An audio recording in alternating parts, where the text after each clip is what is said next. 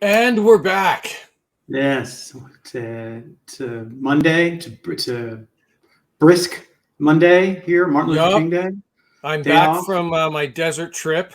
And Yeah, so I'm back here in my, studio. yeah, and you made it. How many did you shit in a box? A bucket. A bucket. Yes. Yeah, You love that. You I love that do. I love story it. so I much. do. I do. I could listen nonstop to stories of shitting in buckets. Yeah. Well, it's good to be back where I don't have to shit in a bucket. And, I'm back in the house here in my place in Arizona. And yeah, I'm back in my outside garage slash studio where I make my artwork and stuff. Uh, and that's where I'm at. And you, I see, are in your, the Rancho Apocalyptico, one of the inner chambers. Inner chamber. That's correct. This Mm-hmm. is my office. Yeah, so this week I have a few little topics. Thought we do our normal shtick, but there's a topic came across my radar that I thought would be What's that, buddy? that I thought you and I could to chat about. And it's a topic I find fascinating. So we Okay, have he just put up on the crawl. It says house guests. house guests. So House this guests. is a topic where you and I are going to agree. I know 100%. Oh Like yeah. you and I are outliers because I'm sure both of us. Look, I'll just say right up front. I don't do house guests. Period. Period. No Yeah. house guests. I 100%. I don't believe in having a guest bed because it just eats the room up and I'm never going to use it. And Yeah. I it goes beyond that though. I can't even really grasp the concept of having people in your now look overnight or 2 nights, okay, fine. Yeah. But recently I was talking to a friend and they live in a little 2-bedroom condo, small. And Right. they have like 3 dogs. There's 2 of them. And they just had a family of 5 Oh. for 2 weeks, Bruce. 2 weeks. And it wasn't like, oh my God, I'm dreading this. This is gonna be terrible. They were stoked and happy. Why would you be happy about that? Sounds like a nightmare. A fucking Yeah, nightmare. yeah. It is my nightmare. It is my absolute nightmare. So wait a minute. Would you run across it on Facebook? Like they had it's a couple with 3 dogs and they live in a 2-bedroom apartment and a Yeah, fucking no. This is a family. person I know in real life. They have a little townhouse, 2-story townhouse. It's small. It's like 900 square feet, and they have 3 dogs. I think more than 3. They have a lot of dogs, Okay. and they just had. I mean, it was like 2 weeks, Bruce, and it's like a family with several kids. Oh And hell no. I can't. I don't have a big house. I have a 3-bedroom. Yeah. But even I would like. I can't. And like all I picture is you're walking around your house and like you walk into this. And it's this gross fucking kid. All right. Feet. I love the photos that Dan picks that he puts up on the podcast. And I just want to sit. I want to have a sandwich. I want to watch my fucking show. And you can't. Then this motherfucker's there. Here's Bob, the kid, with his fucking book. He wouldn't have a book. He would have probably a laptop. And I can't even look at the picture. It makes me nauseous. But so I have a story on this actually. Okay. So I have a family member who used to live in London. Right. And it was him and his wife, and they lived in London. Now, as you know, London is a lot like New York. Like places are small. Like they're small. It's crowded. No one has extra rooms. No, kitchens are all small. It's tiny. So his wife's family, which is 2 adults and I believe 4 children. 4 children. Came to visit in London and stay with them for 11 nights. 11 nights. Yeah. No. Like, can you imagine?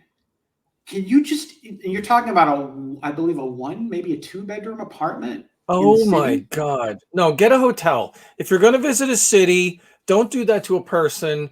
Get a hotel. There's not enough room.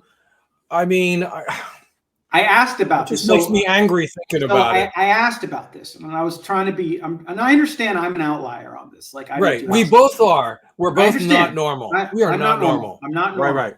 Not Fine, normal. fair. Dan's not normal. Right. Right. But I just, I just can't even. They're like, they explained it to me. Well, she's from the Midwest, and it's cultural.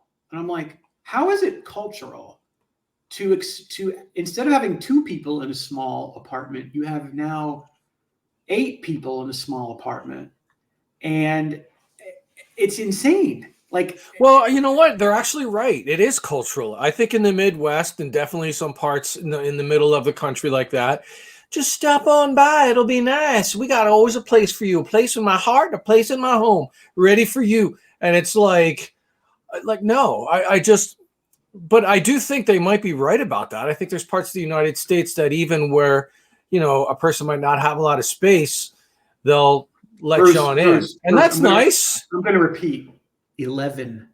I know. Nice. It's unacceptable. 11. Like, if we're talking about a weekend, it's not something I would do. Like, I would always get a hotel personally. It's like when I come to Phoenix, we're spending a night in Phoenix before we fly to Mexico. Next month, I'm going to see you. Did I say, hey, Bruce, can we shack up with you for a night? Save better. $200? Because even though you're probably one of my best friends on the face of the earth, the answer is no. No, but I wouldn't want to do it. But I wouldn't even want to. I wouldn't want to. I know. I wouldn't want to impose that on another person. No, it's very uncomfortable. There's like a handful. I will, if I go to my hometown where my parents live, I would stay there. Okay, that's the house I grew up in. Yeah. Right? I would stay there. I have one aunt that I'm really tight with, and she always helped me do my laundry in college, and she would feed me in college and stuff. If I visit where she lives, I would stay with her. Right? And that's it. There's not another human being, friends. There's not another human being I would do that to. Maybe one night, maybe, but definitely not more than one night. And I want my own space too. Like, I don't want to impose on you, and I want to have my own space. You know what? I remember as you spoke about that story about your friend in London, I had a friend who lived in New York City. This was like a good 15 years ago, a good friend of mine. And it was just him. And I think he had a girlfriend and a little kid, and they lived in the tiniest apartment. And he's like, yeah, you should stop by Brooklyn, whatever. And, stay with me for 2 nights. And I did. And I stayed on his couch. The place was really small. And I was more upset about it than he was, because it was just so I felt myself imposing on they only had so much space, a tiny little couch. You could tell. And I was like, why am I here? Like it was horrible. And also just recently, different story. I was at Joshua Tree, right? And this guy, he's got this big ass house. He's a very nice man. And he's the guy that bought some art for me. He said, come on down to Joshua Tree. I'll put you up. And I was like, hold on, because I know that I feel a certain way about that. He goes, no. It's a big, big house. It's a big bed and breakfast. We got lots of rooms. Me and my sons are staying there. But I'll put you in this separate studio apartment that's like part of the garage. It's like a different freestanding building. And I'm like, are you sure no one's using it? Will I be interacting with anybody? No, it's this little cold room that is not cold. He goes, it's this little room, and it's got a little bathroom, and so that's where you'll stay. And I was like, reluctantly, I'm like, okay, that sounds good. Because I do not want to impose on another human being and feel a certain way. Because I know how I would be. Fuck that. No, I don't want anyone over here. And if they have little kids, it's even worse, because now you have to pretend to like the kid. And So we feel the same way about this. I have it's me and my partner Ro. We've got this house out here in Mesa. It's a 3-bedroom house. It's an old, ranch house, whatever. And I remember she actually built this trundle bed thing in the office, which is like the 3rd bedroom. There's the master bedroom, which is essentially hers. Let's be honest. I never go in there. And then I got the man cave where I hang out because the heat is on in there. That's another story we'll get to later. But then there's the office, which she made like a little trundle bed type thing. I was like, what are you doing here? What's this? She's like, well, in case my sister comes to visit. So we've been here now in this house for probably about 10 years. We had a visitor once. And that was under duress. I like her very much. Rose sister's great. She's a child free by choice type of person. So she knew the deal. She came in, slept there, went off and did hiking and stuff like this. And it was great. But I've had like my own sister knows better. She's like, oh, we're going to come visit Phoenix. I'm like, okay, that's good. What hotel are you staying at? Because you're not staying here. She didn't want to stay here. Didn't ask to stay here. She knows fucking better. No, I don't want people staying at my house. Most of my extended family, they know if I come in to see you, I'm not staying with you. They know that. I mean, and they think it's weird.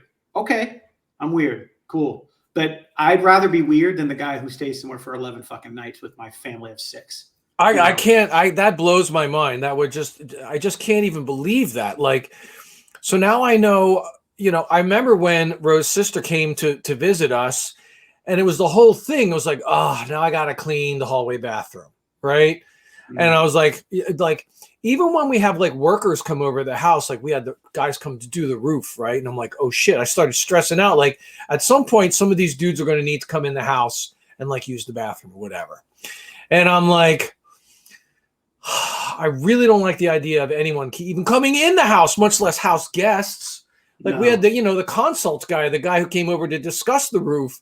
We had to invite him in the house and sit down at the kitchen table. And I was stressed about that. The dog hates. You got to deal with the dog. We got a bunch of projects going on in the living room. There's like cardboard on the floor. So I decided to get rid of any kind of embarrassment on the state of the house. Fuck it. You know what I mean? I don't give a fuck. This is the house. This is the way we live. You don't like it? Too bad. Yeah. But like house guests, I don't. Me and you are outliers because most people, and I'm the overwhelming majority of people, love it. Let's have a barbecue. Let's have people come over. You could stay for a couple of days. I got this extra room for you. It'll be fun. We can chat. We can talk. Okay. Okay, but you and I admit that we're outliers and we're weird. That's fine. But I don't think the idea that we're skeeved out by somebody staying for 10 plus days, that's fucked up. I don't care. That's not normal. Like you and I are weird because we wouldn't even want someone here for a day or 2. Not even a day. But we're not. You're right. I see what you're saying. So if it's like 10, 11 days. You're a sociopath. So let's call you what you are. You're a sociopath. 10, 11 days, even for a person who likes company, even that person's going to be like, I think it's time to go. You are a sociopath if you're doing that to somebody. No. I'm sorry. I'm sorry. You know what? When we very first moved in this house 10 years ago, I had this fleeting idea. We just moved here to Arizona. And I said, Ro, I want to have a barbecue in the backyard during the day and have some of my friends over, from just Facebook groups and whatever, and blah, blah, blah. And she goes, absolutely not. And I thought about it. I'm like, she's right. She's right. I don't want people to come over. You would be for 10 minutes, you'd have a good time. And then you'd be like, oh, fuck, when are they going to leave? I don't like house guests coming over here. And I don't like being a house guest. I mean, even when I go out to like East Jesus and I go out to other people's things, like I feel the same strong way about it when I'm the house guest. Like, I don't like it. Like when I go out to East Jesus, they got like this main sort of commune area with the kitchen and people hang out and all this. Like, I don't use any of that. I'm very, very independent. I go way out to my back spot and I fucking stay out there because I don't like imposing on other people. I don't like being in the way. Another human being that's sort of like you need to get around, like I don't want to be that fucking guy. So no, I don't like house guests. There's certainly, and I don't, don't come over here to Bruce's house. If you're going to visit Phoenix, you're not going to stay over here. Quite frankly, you're not even going to pitch a tent in the yard. I've got a full perimeter fence for a reason. I don't want anyone coming in the fucking yard. No, but the 10-day thing, I guess it's just the other extreme from us. I guess they're as weird as we are, just the other direction. Yeah, that's true. Some people probably have that thing in there, like we've got a fucked up thing in our brain. This is no, absolutely not. But other people probably have a thing in their brain that's like, it'll be nice, 10 days. I'll stay with my friend for 10 days. I'm sure they'll love my company. Like I'm not even kidding. Can you think of anything worse than a family with children staying in your house?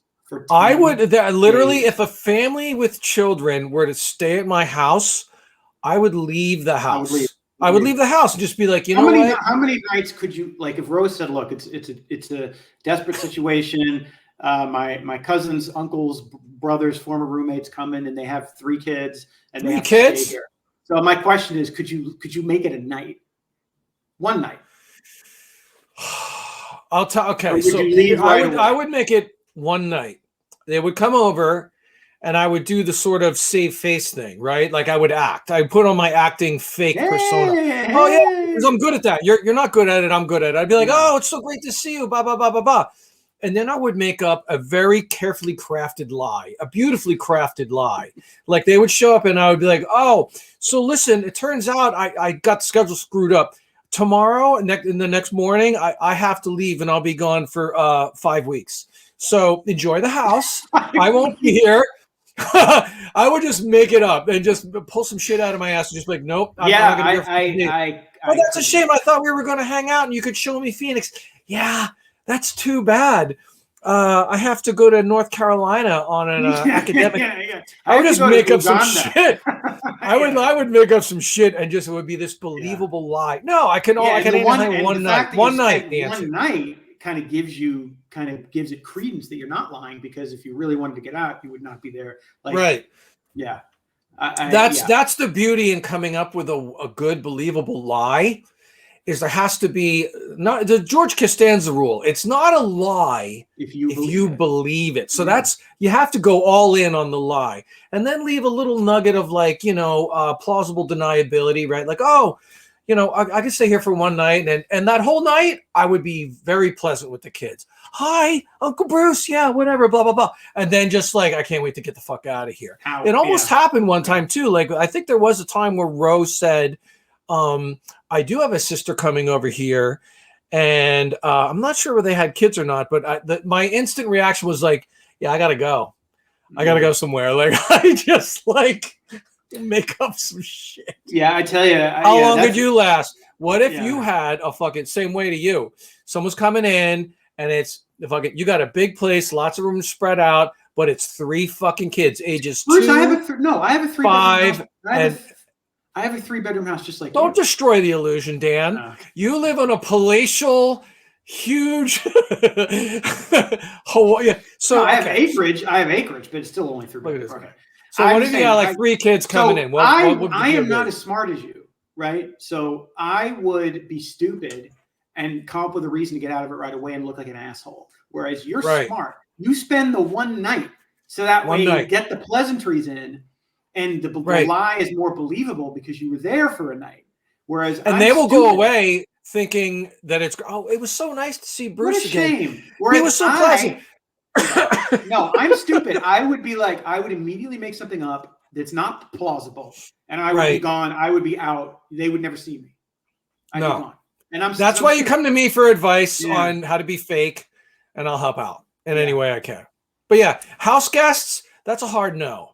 No house guests. I knew that. I just thought the thing about the 10-day thing is just it's the extreme the other way. It's the other extreme. They're just as weird as we are. They are just as weird. They are just as weird. Like if you ask a regular person who likes house guests for 3 nights, if you say to them, how do you feel about a family of 5 staying with you for fucking 10 days? They would say, fuck no. Most regular. Yeah, I'd be no. Absolutely not. No, get an Airbnb, get a motel. It ain't gonna happen. It ain't gonna happen. I don't like people coming over the house to fucking drop stuff off. We've got the fully fenced yard. It's a fence that's all the way out to the perimeter. And one time I sold some shit on Facebook Marketplace, right? And I told the guy, I'm like, when you roll up, I don't want the guy knocking on my fucking door even. Like, I'm ridiculous.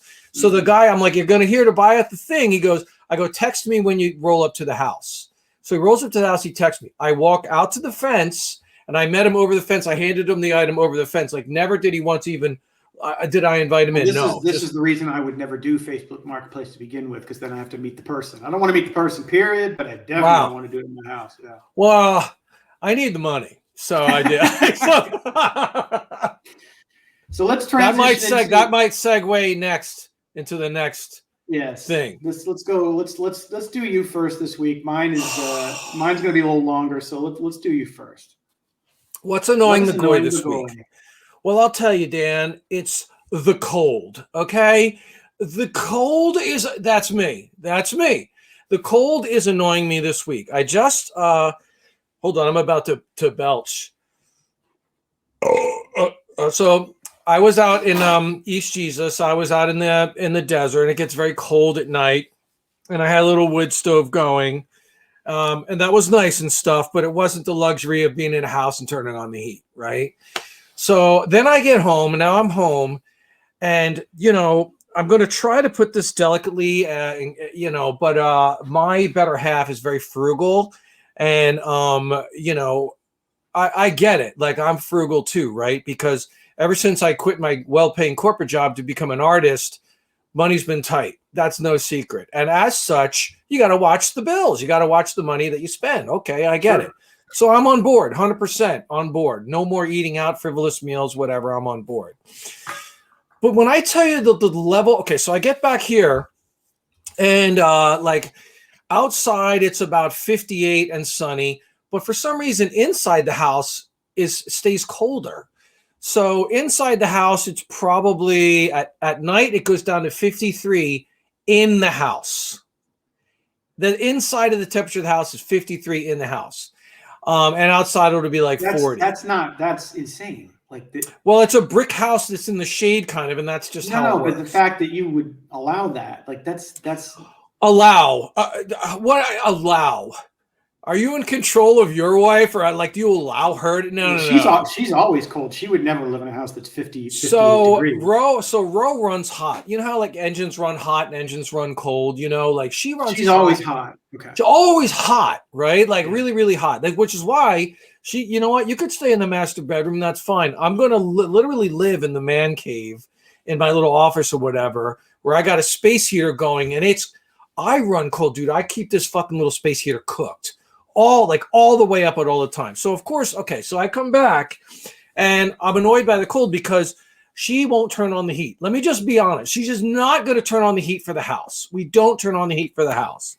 And I try to say, hey, can we turn on the heat for the house? It's kind of cold outside. It's cold in here. It's 53. Can we turn on the heat? No. It's going to cost too much money. Now I know you're reeling right now. So back up. I know. Right. I know from you having told me this before that you have electric heat, which is expensive. That's true. We have a gas furnace, and that is a much more efficient heating. Way efficient. My question to you is, if you were to run your heat, let's say to keep your house at, let's just say 68. Reasonable. Yeah. What kind of money are we talking about? Hundreds of dollars. Hundreds. Plural? Hundreds. Yeah, absolutely. Okay. A month. Because like you said, that's the thing. Out here in Phoenix, in this neighborhood, they didn't run any gas lines whatsoever. There's no fucking gas. There's no gas ovens. There's no stovetops. There's no gas heat. So it's all electric. So we live in this big old, ranch house. And if you were to turn on the heat, it's got this old heater in there from decades ago. It's not efficient at all. You turn this thing on to heat the house, and the bill just skyrockets. You know what I mean? So she's 100% right. I know I'm teasing her. Yeah, no. So this isn't like if I don't run the heat. So if I didn't run the heat, I would save maybe $100, $100, maybe. Oh no, we're talking hundreds, probably $300-400 a month. The bill would go up, and I don't got any income coming in because my artwork isn't exactly flying off the fucking shelf. Now, granted, this is my own decision because I wanted to be happier in life, and I'm fine with it, whatever. But I'm allowed to be crabby. I'm allowed to complain. I'm passionate about complaining. I like to complain. You like to complain too. It's the whole reason we have this fucking podcast, because I like to complain. And I was thinking about, I'm going to talk about the cold this week, and I'm going to come off like this jerk off, like, hey, if you don't like the cold, then fucking pony up and pay the money and fucking do that. And I'm like, that's true. But you know what? Honestly, as much as I make fun of your better half for being cheap, which is ironic considering I'm a Jew, you are right about one thing. Electric heat sucks. It sucks. It's expensive as shit. And I'm fortunate because we have gas here, and gas isn't that cheap, but it's just so much more efficient. And most houses have gas heat. It's very unusual to have a neighborhood like this. And like I said, the old electric furnace, it's old. It's very inefficient. You turn that thing on, and it's like having a big space heater with the glowing red wires, but with fans that blow it around, and it blows around in the ducts that are not really insulated. It's like it is a waste. So the house is fucking cold. Here's a question though. What happens in the summer? She's cheap, but she runs hot. And if you don't run the AC, then okay, this is funny. So so in the summer, her cheapness makes her miserable, and I'm happy as hell. In the summer, we have an air conditioner that we rarely run, which is very unusual for here in Arizona. We have something called a swamp cooler, which is an evaporative air cooler. It's like wind it's like a fan that pushes things through like a wet substrate. And that's extremely cost effective, but it only works when it's dry. So yeah, in the summer, we won't turn on the air conditioner unless it's like probably when the interior temperature hits. When it hits 86 inside, she'll turn on the air conditioner, and I'm happy as hell. Like if it's 86 inside, I love 86. I love 86. Well, you live. It's totally different here. Yeah, you couldn't do that here because it's so humid. So it's just funny because, like, look, we've been together for 20 years. We celebrate our 21st anniversary coming up soon here, and like we couldn't be more different. Like it's an opposites attract thing on many different levels. Music, fucking everything, especially the hot and cold thing too. Like she fucking runs so hot all the time, and she's walking around, it's 53 degrees in the house, wearing just a nightie or something. I am so fucking bundled up. I even have like a little fucking hat and everything. And I've got I'm in the garage right now. I got two different kind of heaters. I got a little buddy heater on the table going. I've got this gray electric plug-in heater. So that's what we got going on in the house right now. I have a gray, one of those oil-filled old school radiators that you plug in. Yeah, sure. I've got that going on in my room. It's the only room that's like heated in the whole fucking house. She won't turn on the heat for the whole house. I'm like, that's fine. And then, so then it's like, hey, why don't you want to come out and watch a movie? Let's do this. I'm like, no, I'm going to hang out in my room. So she just goes like, oh, well then, all you do is hang out in your room and stuff like that. That's because it's fucking cold in the house. We turn on the heat in the house. Maybe I'll come out and enjoy the house. But until then, no, stay in my room. I come out and I get the food in the kitchen and I fucking run back to my room like a squirrel so I can eat it in the room that's warm. I do. Love it. So, look, I know I'm teasing her and stuff like this, but she's right. She's absolutely right. If I didn't listen to her and the way that she pays bills and the way all this, I would have to go back to work. So even though I like to complain and this is fun and games for the podcast and stuff, I would rather be cold as fuck and complain about it than have to go to my day job for 40 hours a week being so fucking miserable that I want to eat a gun. So I'll be cold, but I will complain about it because you know what, Dan? I love complaining and it's an exercise. It's a fun activity for me and you. And so I'm complaining about the cold. That's what I'm doing. So what you just said dovetails perfectly into what I would like to discuss this week. What's that? So, okay, so a little background on old Dan. What's annoying the Heeb this week? Little background on me. I got my first corporate job in '97, and I worked in a cubicle as a coder for about 10 years, right? Right. And all I wanted, by the time I got to 2003, 2004, the only thing in the world all I wanted was to not be in a cubicle. I just wanted to not have a boss, do what I want, work when I want. I want to work. It's not that I don't want to work. I don't want to be in the rat race, like they say, right? Yeah, sure. So I succeeded. I had a little company where I was basically kind of working for myself. I wrote some tech that sold pretty well. And, and it wasn't rich, but I was making a good living for a long time, starting in 2006. Okay. Right. I was working from home, 2006. By the time we got to 2021, 15 years later, various factors had changed. And I was like, I don't really want to do this anymore. And I took a contracting gig in 2021.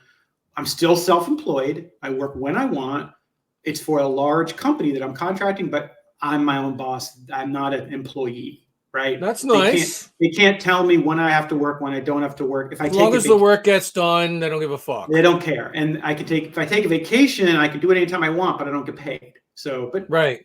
Trade-off, right? That's good. That's what's going. That's great. You're trading money for freedom, right? Yes, that's what we do. So I'm kind of getting a little stagnant in this gig. So I thought to myself, I haven't really been out there like trying to get another job, to see what it's like to get another job, anything really since 1999. That was the last time I had a resume, because I got a job in 99 and worked there till 06. Then I had my own company. And then this contracting job I didn't get it through traditional ways.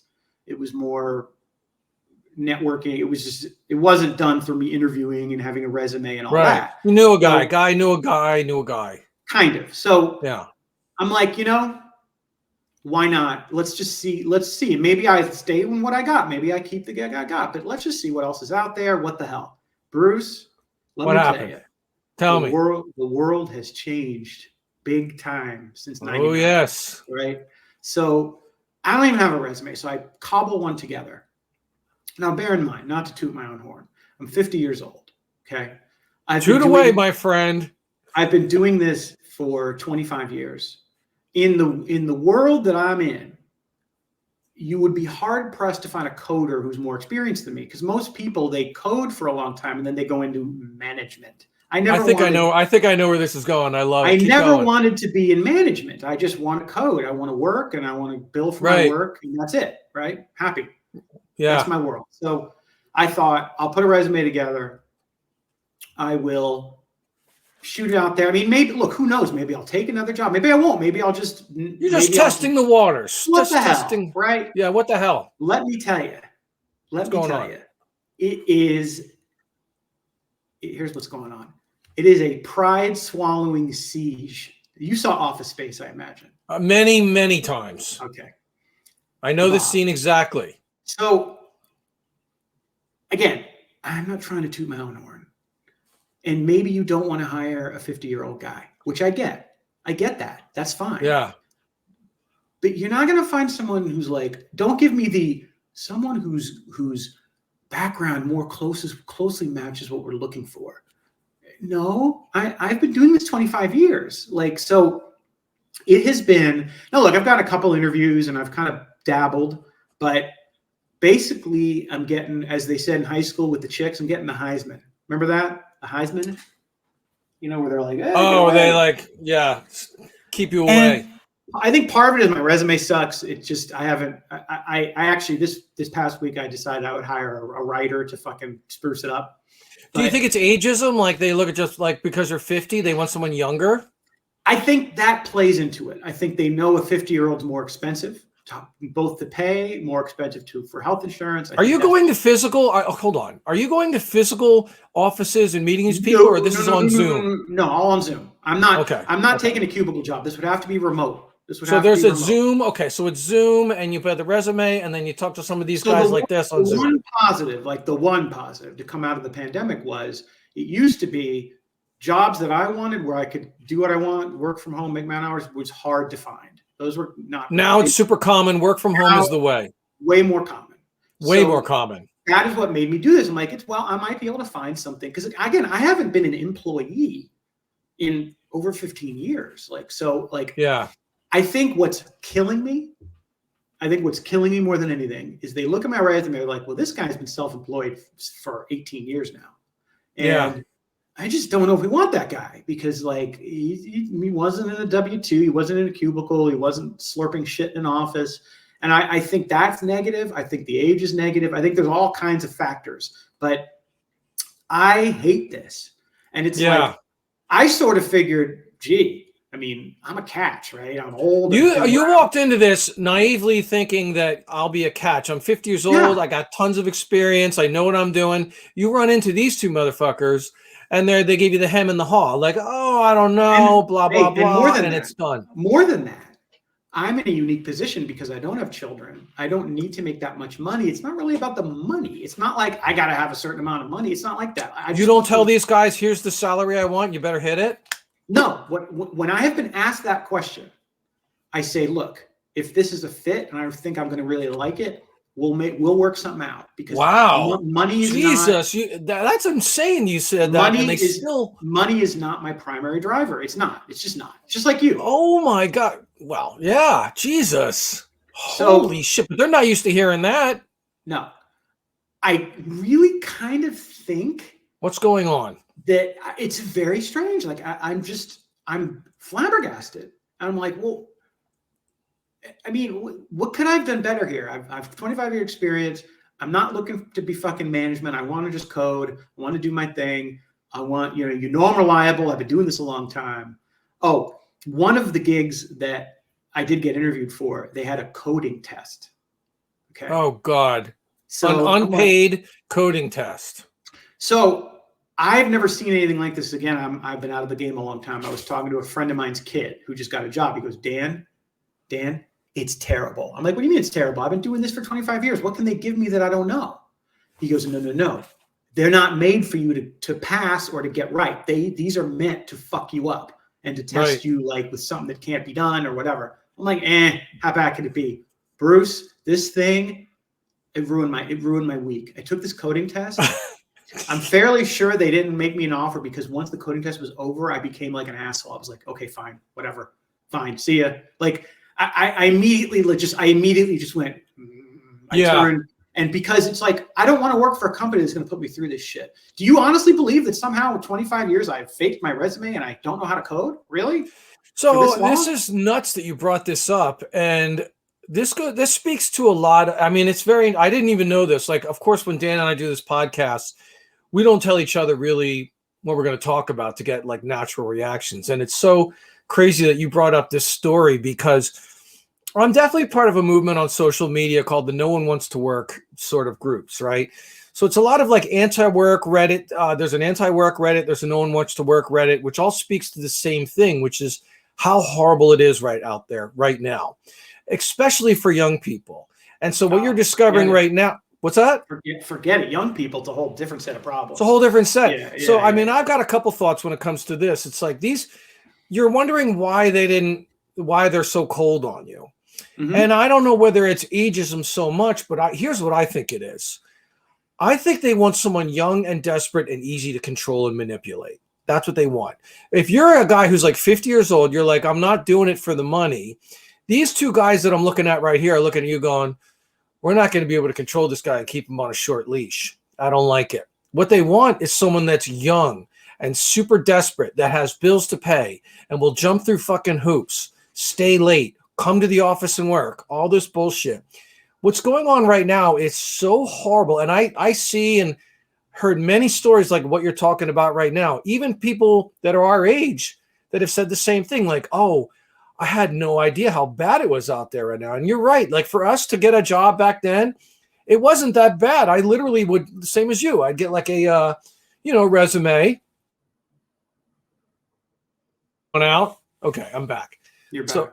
So like I'd be a screen printer. I would go out, hand my resume and just get hired and work. That's not how it is these days. It is really, I think it's very, it's indicative of the whole structure just crumbling. Like, because I don't know what it is, but like, I know a lot of young people come in and they're like, look, you need to pay me this amount of money or I'm not going to work. And the workers, what's going on in this country, the workers are starting to demand their worth. And I couldn't be any more happy for it. It's so great. They're going to tell these guys, fuck off. And so these corporate type of dudes are definitely like, they're worried. They're pushing back. And there's a huge disconnect. Now you have AI making things even more complicated because. Oh, God. And that's the other thing I've noticed. It's not that they're using AI to replace guys like me. It's that they're hiring guys like me to develop this stuff so they don't have to hire other types of people.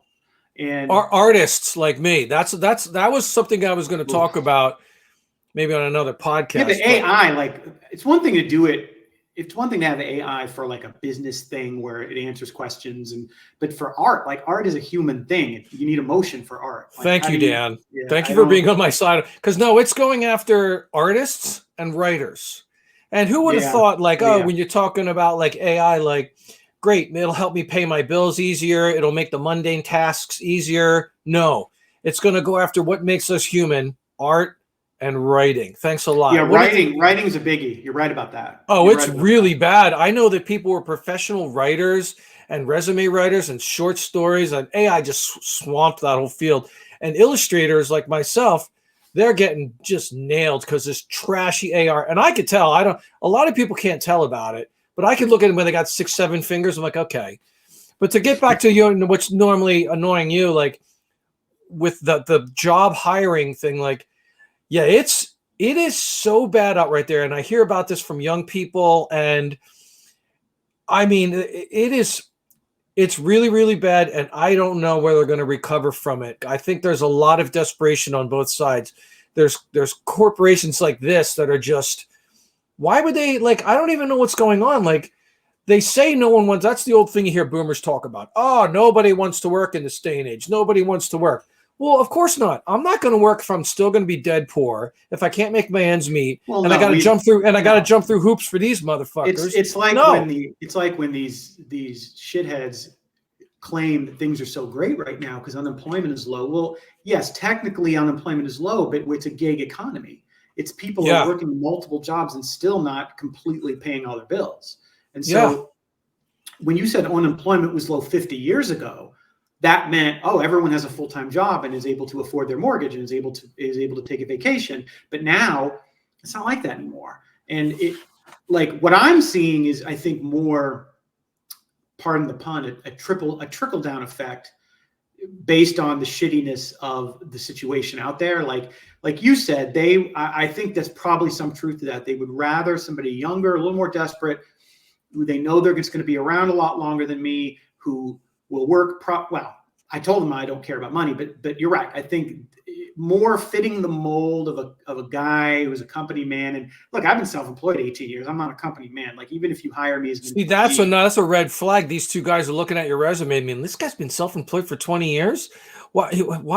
I don't like that. They're thinking, at this point, I'm leading basically towards saying, screw it, because this is not even worth it. Like, I thought it'd be a good exercise for me because it's been almost a quarter century since I've done it. I thought it'd be good for me to get out there, see what's out there, talk to some people. But so far, like, I've learned some shit, but what I've learned is that it is fucking gross out there. And it's so gross, and young people have such a hard time, and everybody has such a hard time with it. I think what I've dealt with, and I'm a guy who's going to be the first one you're going to call because, with me, at least I'm experienced. I think about someone who's 27 and what they're dealing with. Oh, Jesus Christ. And nobody's paying a living wage, by the way. So it's like they're all working these 2, 3, 4 jobs. They can't make ends meet. And so that's why there's like this kind of whole pushback. Like, and I thought the same thing. Like, why am I even working? Like, why am I on this planet to just to make money, just to pay the bills, and just be stuck in this cycle that's just so fucked up? And young people, they have no way out of it. That's why they're just like dropping out of the system entirely. I ran into so many young people out in Joshua Tree and out near Slab City and Bombay Beach, of people that are just living in their van and they're making like things to sell, and they sell it online, and they have like no money, but they are so happy, they're like, and they know, like, it's unfair. Like, I'll never be able to own a house ever. Look, it's like, I ran into some kid, he was like 25. He goes, I'm never going to be able to own a house ever. I'm never going to be able to pay off my student loans ever. If I have a credit card now, it's not going to last because I have bad credit ever. So there's like this kind of fatalistic and very truthful, honest forecast for their life. But at the same time, they're taking control of their own life and being like, well, at least I'm going to be free. I'm going to be free, and I'm not going to like work this horrible life. And my only regret is that I stayed working in my corporate job until I was 53. Like, look at this meme. This is fucking, oh my God. Born just in time to finance a pizza. Dude, that's not a joke. Domino's does have an option to finance a fucking pizza. Do they really?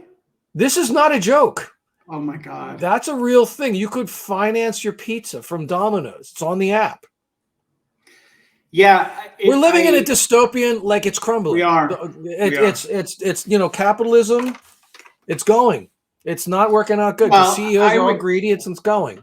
Well, yeah, because one thing about our culture in this country is we don't do anything preventative. It's the same reason, we'll let you eat yourself into oblivion, be 400 pounds and have heart issues, and then we're going to bring you into the hospital, right? Like, if we did a little shit prevented, if we had a little bit of a check on, because we had capitalism in the 50s and the 60s, and we had a relatively even society. But what's happened is it's unchecked. They do whatever they want. They write the laws, they control the politicians, and it's created a situation where it's not hurting us as much because it just pushes everyone down a rung, right? So the people who used to be the entry-level workers are now out of a job entirely. And the people who used to be the middle class, mid-level people are now entry-level, and so on and so forth. Guy like me, if I stay doing this and slurping shit and trying to find a gig, I would find one for sure at some point, right? But yeah, you would. What I've learned from this is, as much as I might be getting a little bored in what I'm doing, at least I have autonomy, and at least I'm self-employed, and I can still kind of do what I want. That's kind of guys like me and you are so incredibly lucky. When I talk to young people and I see what's going on out there, like we're Gen X, we are, we're lucky to have a house. Mm-hmm. We got ours by the skin of our teeth, but I mean, the situation out there is so incredibly desperate and hopeless for anyone who's 30 years old or 40 years old. It's just impossible. So I talk to a lot of them. I like asking, this, when I ran into a stranger, I'll start chatting up people immediately and start asking questions about their future and stuff like this. And they wind up being very talkative to me. And there is very little hope for the future out there. But it's interesting because it's not sort of a depressive, nihilistic sort of thing. Like, it's acceptance. Like, okay, look, I'm never going to own a house. I'm never going to be able to have financing or anything like this. So it's almost like this freeing feeling. Fuck it. It's all so fucked up that I'm just going to live an authentic life now. Yes, I might be in a van and I don't have a pot to piss in. Okay. But it's a shame because, like, there's this other one graph we were talking about. You said, capitalism worked in the 50s. Okay. Yeah, it did, because the pay grade and the CEO grade was a little higher like this. Somewhere around 85, the CEO pay grade went way up and the growth of the actual worker stayed really low. So you're thinking of 1973, I believe. I'll pull up that graph for you. It's the CEO to worker dispatch. Like, the CEO pay grade went up hundreds and hundreds of percentages. And look, the minimum wage has stayed $7.25 over the past 20 years or something like that. So I think a lot of it's capitalism, but it's also greed, like, which is part of capitalism, right? Greed is good, all that whole thing. So that's why these CEOs are just, let me just take as much as I can for myself, and fuck the workers. And it's horrible. And I think they realize that the music's going to stop at some point. But I know that's another interesting point. Like, what's going to happen in the future? Like, they finally, because when I was in business, look at this fucking graph. Look at the disconnect between productivity. Are you impressed how quickly? I am. I would not have been able to do that. So until 1973, productivity. This is not about CEO pay, although that's gone crazy too. But this is more about, do wages keep up with productivity? So starting in 1973, productivity went up 72% to 2014, and hourly compensation went up 9% over that period. So whereas until 73, there's a lot of reasons for this. It's not one thing, it's a lot of things. But there's a lot. You can't point to one thing. Yeah. Ultimately, the core problem in this country is that we don't do anything from a preventative measure. So we will wait until there is literally an uprising, a worker uprising, before there will be any action. They, like you said, they haven't even raised the minimum wage. No. And people, you can debate the minimum wage all you want and what should it be and what's fair. But the reality is, if all it did was keep up with inflation and nothing else, just literally would never raise it. It would be 25 right now. It would be not quite that, but yeah, it would be in the teens, I think. And right now it's what, $7.25 an hour? $7.25. So the climate out there, and again, what's really unfortunate about this is that my circle, the people who are my age, and I went to an Ivy League school, so these people that I know, they live in a little bubble in Manhattan or in Boston. Oh yeah, they don't care about this shit. And they're like, fuck those people. It's not so much that they don't care, they just aren't aware. They truly do not grasp what's going on out there for people. They just don't know.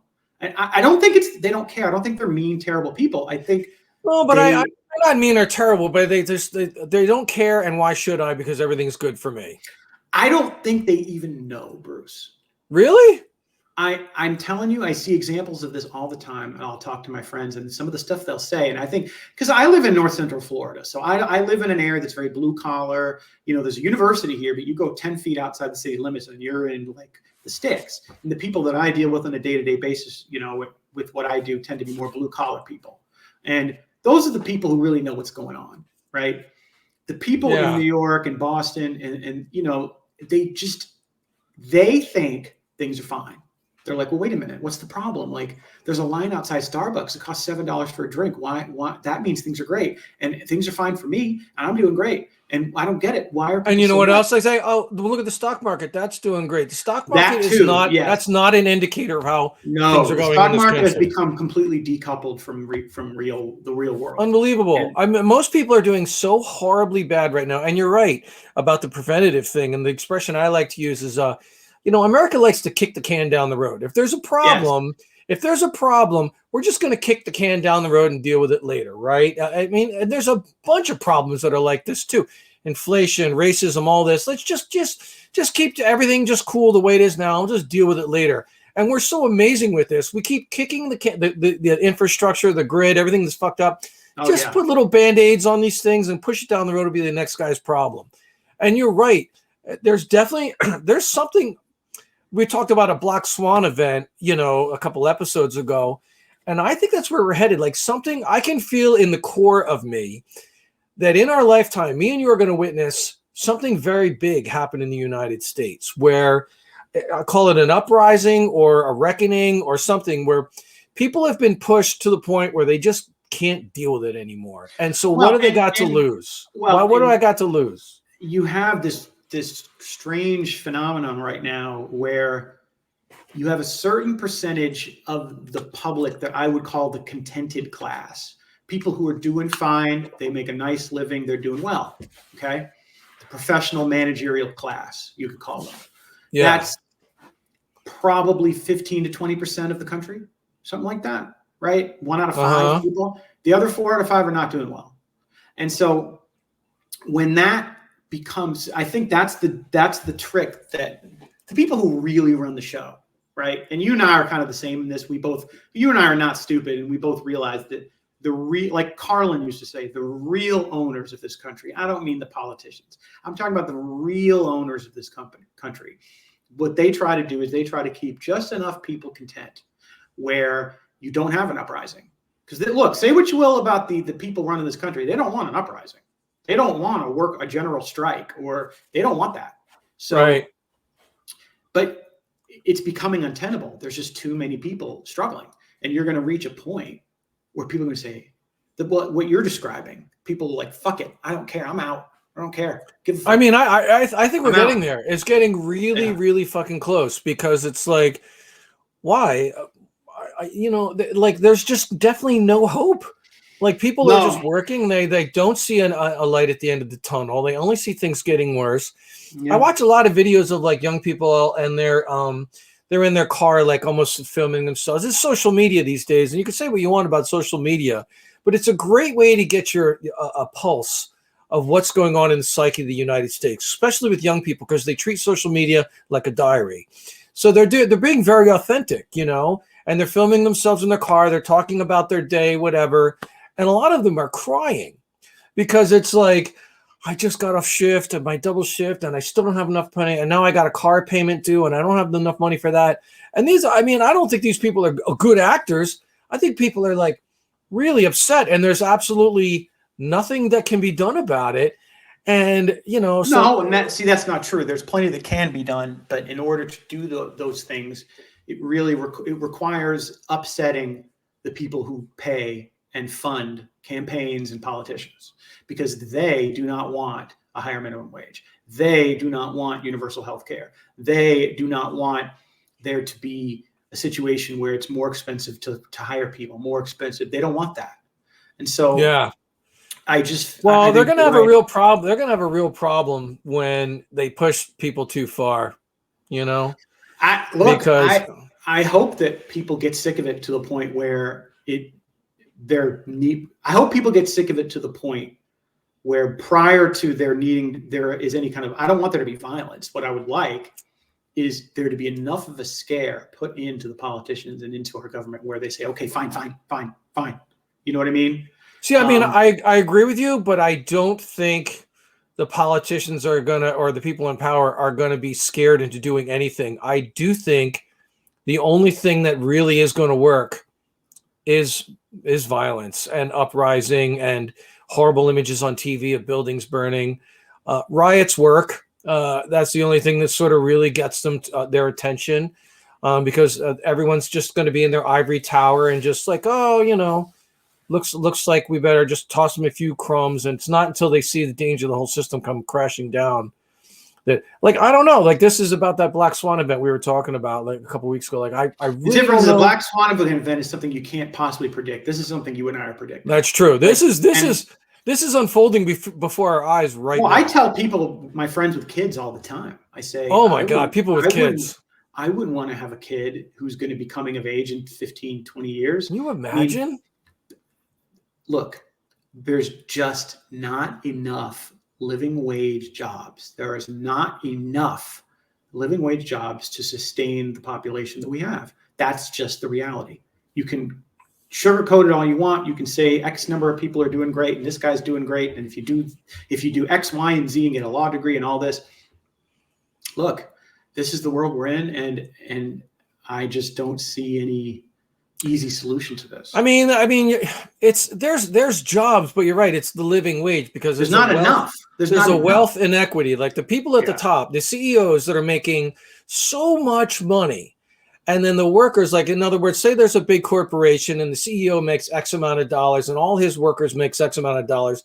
It should be closer to this, right? Yeah. Like, he should spread the wealth a little bit and have the workers get more money. And would it really be the end of the world to give your workers like in other words, and I don't get it. I think to be a multi-billionaire is just like a psychosis. Like, well, listen, there's no reason for you to have that much money. In 1965, the average CEO made about 20 times as much as the average worker. Now it's hundreds. In 2022, it's 350 times. Yeah. I mean, so like, imagine, okay, so if I was a CEO and I was making, I don't know, like my paycheck was like, I don't know, 10 billion a year. And I ran this massive corporation, and I knew a lot of my employees were only making like, I don't know, $15 an hour. Why would I care? Like, I'm not a psychopath. So I'd be like, okay, I don't need $15 billion a year. Let's give all my fucking workers $25, $30, $40 an hour. And maybe I only need $1 billion a year. Like, I can't wrap my brain around the greed of CEOs that need that much money. Like, what are you doing with that much money? Like, it just blows my mind. Again, I don't blame the individual people. It's the system we're in, and it has bred this, and it's not going to end well. It's just not. You cannot have a system and where you have this level of inequality.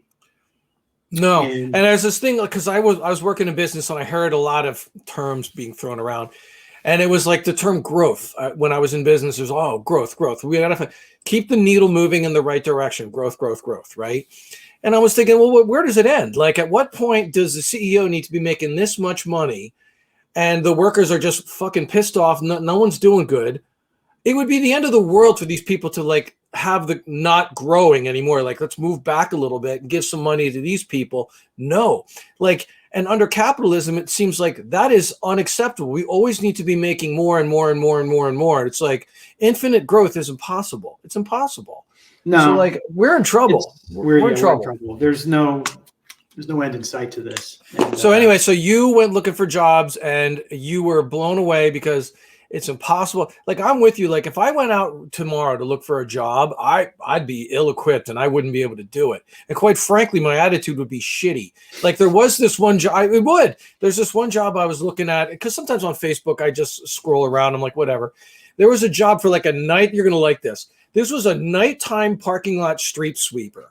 You would just drive around at night in one of these trucks that just sweeps the parking lot, by yourself late at night. The shifts were from like, I don't know, 11 p.m. to 4 in the morning. It's like perfect for you.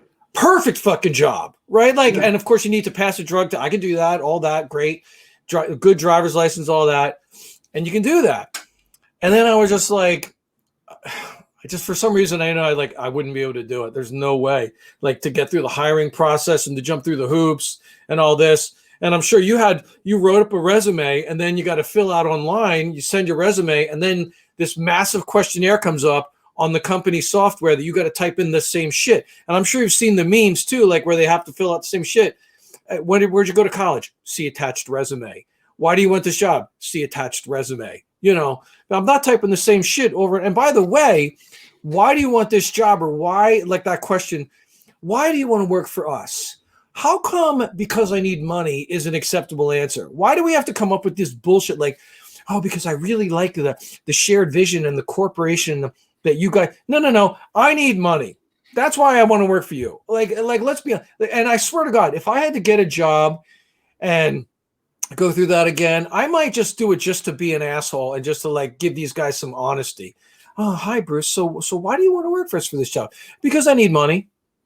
That's why. Yeah. Oh, we're not used to that answer. Oh, I'm sorry. And then these guys would be like, I like Bruce. He's a real straight shooter. Yeah.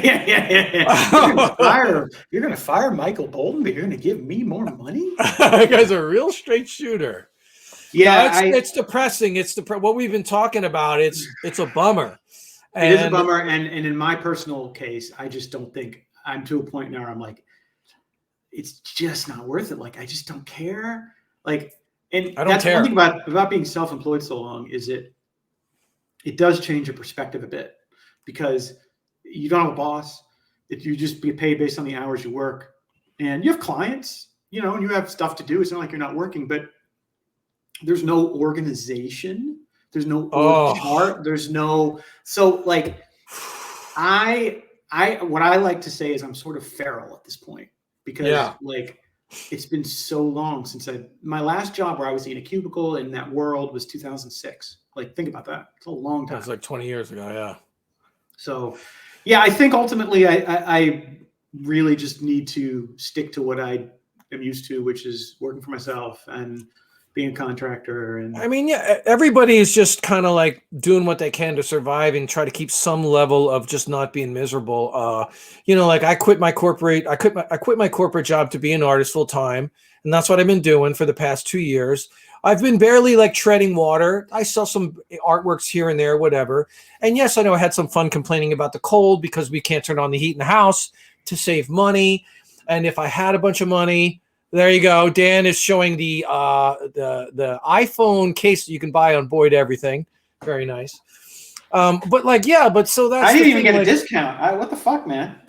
You didn't give me a discount code or anything. I gotta send you some more free artwork. Did you have some artwork? I'm pretty sure. I do. Yeah. It's over here on the wall. But So as much as I joke about how I'm cold and won't turn on the heat and whatever, I know the opposite. I mean, I'm just playing around because I know that like, oh, if I wanted to just say, hey, let's turn on the heat, that would require me getting a job, being gone 40 hours a week, so I can come home and turn on the fucking heat. It's not worth it. I'd rather be cold. I'd rather be cold and be a little bit cranky because it's cold than be fucking like literally at the end of my rope, depressed and ready to eat a gun because I'm working for these motherfuckers. Well, that's the benefit of being old, I think, is in my case, looking at this. The reason I'm annoyed by the whole process, but I say to myself also, look, just because something's new and different doesn't mean it's better. And 100%. Like I'm getting a little bored in what I'm doing right now, but if I took like a job, like a normal job for the first time in however many years, and I'm working for someone else, and I'm an assistant senior, blah, blah, blah. It's like I feel like there's a pretty good chance I would be like, oh God, get me out of here. You know what I mean? Well, there's definitely like since COVID, there's definitely a mind shift and a great awakening, if you will, on the workers and what they will and will take, because we used to just take whatever bullshit these people would dole out at us. Now there's a lot of pushback, and it's great. The workers are standing up for their rights, being like, no, like in other words, hey, we really need you to stay for a couple hours and help out and pick up the slack. Someone called in sick, and workers are like, no. They're having a backbone. I see lots of examples of this. They're saying, no, I'm clocking out at 5. Oh, you didn't answer my email. We really need you to download the Works email app so we can reach you after work. Nope, you don't have access to me after work hours. Like, they're holding the line, and that's something you never saw before. You always had like these workers like just kowtowing. Okay, I'm sorry, please. And people are like, no, young people are not afraid to job hop because job hopping is where it's at. They're not going to pay you any extra money if you work there for a couple of years, but if you leave and get another job, you can get a lot more money. And young people are finding that out. Oh, and there's no more worker loyalty. That's right. Because you guys don't make it. Why would I? Look, I do this for money. I do this for money. I don't do it because I like your fucking corporation. I don't give a fuck about your company. I don't give a fuck about your corporation. I give a fuck about the money that I need to survive to take care of me and mine. Right. So these were, I mean, there's a lot of people that I know they're still like involved in this company corporate culture. Like, oh, I really do it for my team, you know, whatever. It's like, what are you doing? They don't give a fuck about you. Yeah. And the CEO is just living the high life. And we're down here in the trenches. No, fuck that. No, I'm here. Yeah, I'm here for the uprising. I'm here for it. Like, I like workers standing up for themselves. I don't like the idea that we're going to get so bad that there's, you know, but I don't see any way around it. In my personal case, I just need to tread water for 15 more years till I'm into Social Security, I guess, right?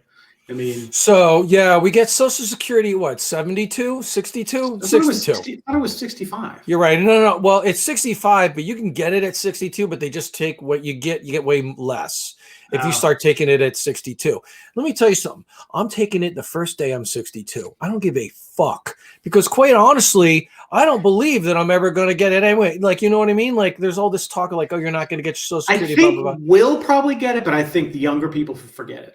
So, but like, where's the cutoff? I'm scared. I'm scared to death. Yeah. At 62, I'm taking, oh, Bruce, you only get 50% of what you paid in. I'm like, I get hit by a truck at age 63, so I don't give a fuck. I'm going to take it the day I turn 62. Whatever they give me, I'm fucking taking. You're going to get it in ones? You're going to get it in ones? Or you're going to go to I'm going to get it in ones. You're going to go to Pahrump, Nevada. Yes. I'm going to go to Pahrump, Nevada. And if anyone doesn't understand the reference, maybe you should Google it. Because there's some like, you know, fun things to do out there. I don't know. I stopped wife and I stopped at like a diner there. I didn't. Did you see any of the local people that looked like this was before I put 2 and 2 together that was what it is. So we were driving from Death Valley back to Vegas. Oh, that's right. Your Death Valley trip. That was awesome. Dan went to Death Valley in the summer and I begged him to bring some water in the car. He finally did. I did. And I'm like so glad that he did. Even though I didn't need it, it's better to fucking have it. No, I mean, they said every year somebody dies. They just die. It's called Death Valley. People just dying. There's always like someone like from, you know, Germany, like, I'm going to take a hike in the summer. Like, oh, you're going to die. You don't realize it. You can't be outside after like 9 in the morning. I mean, no. It's punishing. No, I love it. Anyway, that was the Heeb Goy show. We were talking about some pretty deep things today. You know, I hope it wasn't too, you know, gloom and doom. I hope we try to keep it light. That's part of what we bring, right? I mean, we complain, but I like to complain. I was thinking about it. I'm like, I like to complain. And it's part of my personality that I hear from like, oh, Bruce, you always fucking complain, Bruce. You're always complaining about like, you know, this hurts, that hurts, blah, blah, blah. And I'm like, I don't know whether it's just where I'm from, you know, geographically, but complaining is kind of an art form for where I'm from, right? Like you just fucking complain. And that's why this Goy has always been so accepted in the Heeb community because it's, look, we like to complain. Yes. It's kind of this fun complaining that's fun to do on the East Coast. Yes. Yeah. I mean, it's definitely something about the East Coast. There's no question. I'm cold. I need a bubby shore. I'm cold. They had, you know, here our heat's running. We not only is our heat running, but she's got the fireplace on in there. It's a gas fireplace. She's all happy. Damn. It's like look at that. Yeah. No, it's cold in here. I got the little buddy heater. I got the other heater going. And then after I'm done with this, I'm gonna make some food and squirrel away back into my room and eat the food, whatever old casserole is there that needs to be worked on, you know, before it turns. I'll be in there eating that, whatever. Dan, I'm looking forward to your visit. Dan's gonna come visit me in Phoenix. It's coming up. It's coming up. Yeah, it is. We're gonna go. We are 3.5 weeks. I'm gonna find a nice place that we can go. get some food, and then maybe like, you know what I'm Sandwich. thinking? I want to go to like a fucking an annoying Starbucks. Ooh. That I'm not down with Starbucks, but that's a whole nother topic right now. We should be avoiding it. So we should find another coffee place that's got Wi-Fi. I'm picturing a place where we could sit and do the podcast and have the annoying people behind us, so we could talk about the people in real time as they annoy us that are in the line. Like, imagine it like, oh my God, this person's got a kid. They're asking what kind of cream cheese they want on the bagel. And we'll talk about that. By the way, that's a You're highly buying the rated segment. child an espresso? Like, yes, That's a highly rated segment on our show. I've been hearing about people. Oh no, So we'll do it in person. It'll be yeah, hot. It'll be great. The wife will sit there cool. and be annoyed the whole time. But all right, that's episode 5 in the books. All right, episode 5 in the books. Heeb Goy, good seeing you, Dan. Until next week. We're going to do this every week, Sunday or Monday. We're going to keep it rolling regular. Keep it rolling. We're going to build our audience of people who enjoy hearing us bitch and whine. Yep. I mean, I can't imagine why anyone wouldn't want to hear two 50-year-old men bitch and moan. Peace.